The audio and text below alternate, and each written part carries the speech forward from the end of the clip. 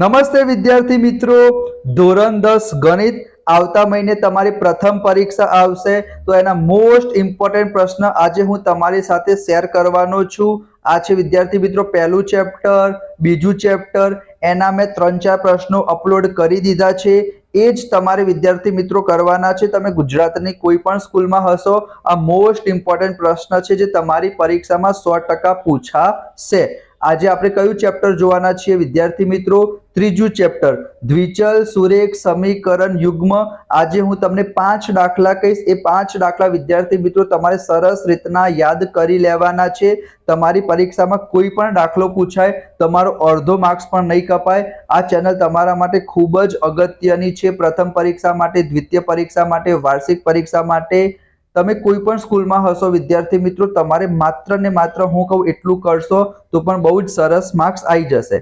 ચલો, તો સૌથી પહેલા વિદ્યાર્થી મિત્રો ધોરણ 10 ગણિત પ્રથમ પરીક્ષા મોસ્ટ ઇમ્પોર્ટન્ટ સ્ક્રીનશોટ લઈ લેજો. પહેલા 2 પેજનું, એનામાંથી 1 માર્ક્સનું, 2 માર્ક્સનું કે 3 માર્ક્સનું તમારી પરીક્ષામાં પૂછાશે જ. બરાબર? ચલો, 3 શરતો વિદ્યાર્થી મિત્રો તમને ખબર હશે શું કરવાનું છે. અહીંયા વિદ્યાર્થી મિત્રો તમે જોઈ શકો છો, હું તમને બતાવી દઉં વિદ્યાર્થી મિત્રો. ચલો, તો સૌથી પહેલા વિદ્યાર્થી મિત્રો આ 2 જે તમને સમીકરણ દેખાય છે એ પ્રમાણિત સ્વરૂપ છે. બરાબર? એના પછી વિદ્યાર્થી મિત્રો અહીંયા તમને શું કીધું હશે? તમને પરીક્ષામાં વિદ્યાર્થી મિત્રો આ પ્રમાણે 2 સમીકરણ આપેલા હશે. તમે કહેશો હા સર, હવે શું કરવાનું? તો વિદ્યાર્થી મિત્રો તમને જે 2 સમીકરણ આપેલા હશે એ 2 સમીકરણ ઉપરથી તમારે શું કરવાનું? સૌથી પહેલા a1/a2 શોધી દેવાનું. અહીંયા તમને જોઈને પણ ખબર પડી જાય 2/5 આવશે. b1/b2 શું આવશે? 3/-8 આવશે. c1/c2 શું આવશે? 4/-10 આવશે. તો તમારું પહેલું કામ શું છે વિદ્યાર્થી મિત્રો? a1/a2, b1/b2 અને c1/c2 શોધી દેવાનું. તો સૌથી પહેલા તમે આ પેજનો સ્ક્રીનશોટ લઈ લો. a1/a2, b1/b2, c1/c2 તમે શોધી દીધું. Okay, got it? ખબર પડી? સબસ્ક્રાઇબ કરજો ચેનલને વિદ્યાર્થી મિત્રો. ચલો, એના પછી બીજું પેજ મોસ્ટ ઇમ્પોર્ટન્ટ સ્ક્રીનશોટ તમે ફટાફટ લઈ લો. તમારા બોર્ડના પેપરમાં પણ પૂછાશે અને પૂછાશે જ. શું પૂછાશે? અહીંયા જોવો વિદ્યાર્થી મિત્રો, જો પહેલું બીજું સરખું ના હોય, a1/a2, b1/b2 સરખું ના હોય તો વિદ્યાર્થી મિત્રો તમને શું મળશે? છેદતી રેખાઓ મળશે. એનો મતલબ તમે જોઈ શકો છો એક જ બિંદુમાં છેદશે, તેને સુસંગત આપણે કહીશું. બીજા નંબરનું શું છે વિદ્યાર્થી મિત્રો? 3 સરખા હોય, a1/a2, b1/b2, c1/c2 3 સરખા હશે તો બંને રેખા એકબીજા ઉપર આવશે. એકબીજા ઉપર હશે તો એને સંપાતી રેખા કહેવાય. તો એમાં અસંખ્ય બિંદુ મળશે તો એને પણ આપણે સુસંગત કહીશું, પહેલાને પણ સુસંગત કહીશું. પણ ત્રીજામાં શું થશે? પહેલું બીજું સરખું હોય પણ ત્રીજું સરખું ના હોય તો તમને રેખા કેવી મળશે? સમાંતર રેખા મળશે. સમાંતર રેખા મળશે તો એકબીજાને છેદશે નહીં, તો આને વિદ્યાર્થી મિત્રો સુસંગત આપણે નહીં કહીએ. ફરીથી વિદ્યાર્થી મિત્રો તમે સ્ક્રીનશોટ લઈ લો. જો નીચે લખેલું છે આ એક પેજ અને આ પહેલું પેજ. બરાબર? 3 માર્ક્સમાં પણ પૂછાય, 2 માર્ક્સમાં પણ પૂછાય. બરાબર? તમારા સ્કૂલના ઉપર ડિપેન્ડ કરે છે કેટલા માર્ક્સમાં પૂછવું. તો અહીંયા વિદ્યાર્થી મિત્રો તમે જોઈ શકો છો. એના પછી એના દાખલા કઈ રીતના પૂછાશે હું તમને કહું. જો આ પહેલો દાખલો તમને અહીંયા જોઈ શકો છો. અહીંયા તમને 2 સમીકરણ આપેલા છે. એ 2 સમીકરણ આપેલા છે અને તમને કીધું છે સુસંગત છે કે નહીં. તો સૌથી પહેલા શું કરવાનું મેં તમને કીધું, એ 2 સમીકરણ ઉપરથી a1/a2 શોધી દીધું 3/2, b1/b2 શોધી દીધું -2/3, c1/c2 શોધી દીધું 5/7. બંને માઇનસ છે તો બંને પ્લસ થઈ ગયા. તો અહીંયા તમને દેખાય છે પહેલું બીજું સરખું નથી. પહેલું બીજું સરખું ના હોય તો છેદતી રેખાઓ આવે તો સુસંગત કહેવાશે, એક બિંદુમાં છેદે. બરાબર? ઉપર જ તમને દેખાય છે. અહીંયા જો છેદતી રેખાઓ એક બિંદુમાં છેદશે, અનન્ય ઉકેલ મળશે. અનન્ય એટલે એક અને માત્ર એક જ. બરાબર? તો સુસંગત કહેવાશે, પહેલું બીજું સરખું નથી. ચલો, એના સિવાય વિદ્યાર્થી મિત્રો સ્વાધ્યાયનો જ દાખલો છે. તમારી પરીક્ષામાં આ પ્રમાણે પણ પૂછાઈ જાય. તમને k ની કિંમત શોધવાની કે, a ની કિંમત શોધવાની કે, b ની કિંમત શોધવાની કે. એમાં પણ 2 સમીકરણ આપેલા હશે પણ તમને કીધું હશે કે અસંખ્ય ઉકેલ મળે છે, અનન્ય ઉકેલ મળે છે, એવું કીધું હશે. અસંખ્ય ઉકેલ ક્યારે મળે? જ્યારે 3 સરખા હોય. તો આપણે વિદ્યાર્થી મિત્રો પહેલા તો શું કરવાનું? a1/a2, b1/b2 અને c1/c2 શોધી દેવાનું. હવે k ની કિંમત શોધવી છે વિદ્યાર્થી મિત્રો, તો k વચ્ચે નામાં છે તો વચ્ચે વાળાને તમે પહેલા સાથે સરખાવો તો પણ ચાલે. ત્રીજા સાથે સરખાવો તો પણ ચાલે, જવાબ બંનેમાં એક જ આવશે. તો આપણે પહેલા બીજાને સરખાઈએ તો પહેલું શું છે a1 upon a2 1/3 અને અહીંયા છે -3 upon k. તો 1/3 ને આપણે શું કરીશું -3 upon k સાથે સરખાઈ દઈશું.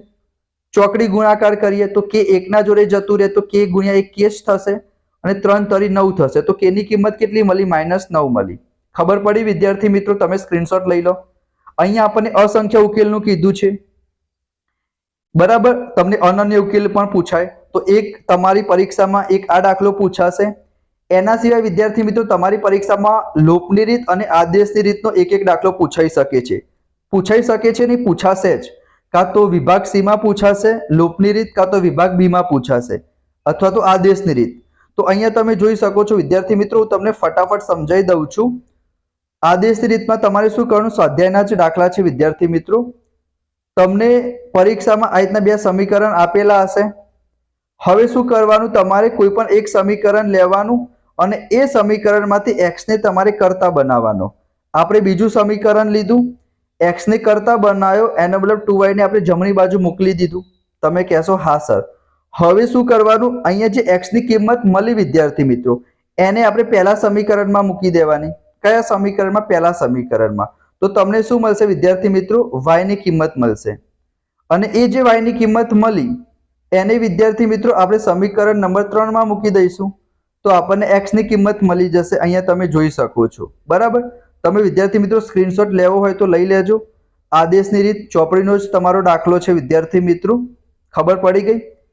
એના પછી વિદ્યાર્થી મિત્રો તમારી પરીક્ષામાં લોપની રીત પૂછાઈ શકે છે. તો એ તો આદેશની રીત કરતા પણ સહેલી છે.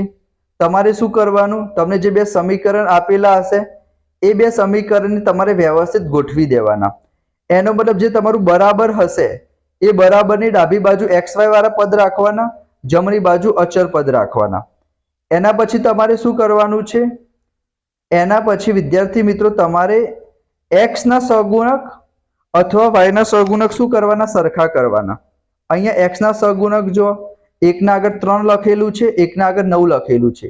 તો આ 3 વાળાને આપણે કેટલા વડે ગુણીશું? 3 વડે, જેથી 9 થઈ જાય. તો 3 તરી 9x, 5 તરી 15y, 4 તરી 12. તો પહેલા સમીકરણને 3 વડે ગુણી દીધું, બીજા સમીકરણને એમને એમ લખી દેવાનું. હવે જે સમીકરણના સહગુણક આપણે સરખા કર્યા એ શું થઈ જશે? કટ થઈ જશે, દિશાની બદલી દેવાની. તો 15 ને 13 કેટલા થશે? 15 માંથી 13 જશે, સોરી એટલે કે 2 જશે તો 13 આવશે. 12 માંથી 7 જશે, 5 આવશે. -13 ગુણાકારમાંથી ભાગાકારમાં જતા રહેશે. તો y ની કિંમત મળી -5/13. અને એ y ની કિંમત તમારે કોઈ પણ એક સમીકરણમાં મૂકી દેવાની તો તમને x ની કિંમત મળી જશે. અહીંયા તમે જોઈ શકો છો, બરાબર. આ બાજુ તમારું y મળ્યું છે, બરાબર. અને એ y ની કિંમત તમે કોઈ પણ એક સમીકરણમાં મૂકી દેશો એટલે તમને શું મળશે? x મળી જશે. કેટલા મળ્યા? x 9/13 મળ્યા. સ્ક્રીનશોટ લેવો હોય વિદ્યાર્થી મિત્રો તો તમે સ્ક્રીનશોટ લઈ શકો છો, બરાબર. તો ત્રીજા ચેપ્ટરમાંથી તમારી પરીક્ષામાં લોપની રીત પૂછાય, આદેશની રીત પૂછાય, અથવા તો વિદ્યાર્થી મિત્રો તમને પરીક્ષામાં આ પ્રમાણે કીધું હશે: સુસંગત છે કે નહીં ચકાસો, સમાંતર છે કે નહીં ચકાસો, સંપાતી છે કે નહીં ચકાસો, એક બિંદુમાં છેદે છે, અસંખ્ય ઉકેલ મળે છે, બરાબર. એના માટે તમારે આ પેજ એનો સ્ક્રીનશોટ લઈ લો. તો ત્રીજું ચેપ્ટર હતું વિદ્યાર્થી મિત્રો. એના પછી પાંચમું ચેપ્ટર સમાંતર શ્રેણી આપણે જોઈશું. એના મોસ્ટ ઇમ્પોર્ટન્ટ પ્રશ્ન, બીજા બધા વિષયના સોલ્યુશન પણ આવશે. અલગથી આપણે પ્લેલિસ્ટ બનાવેલી છે, બધા જ વિડીયો તમને મળી રહેશે. તો વિડીયોને લાઈક કરજો, ચેનલને સબસ્ક્રાઇબ કરજો, દોસ્તો સાથે શેર કરજો. મળીશું નેક્સ્ટ વિડીયોમાં. જય હિન્દ, જય ભારત, જય Shri Krishna. Thank you so much.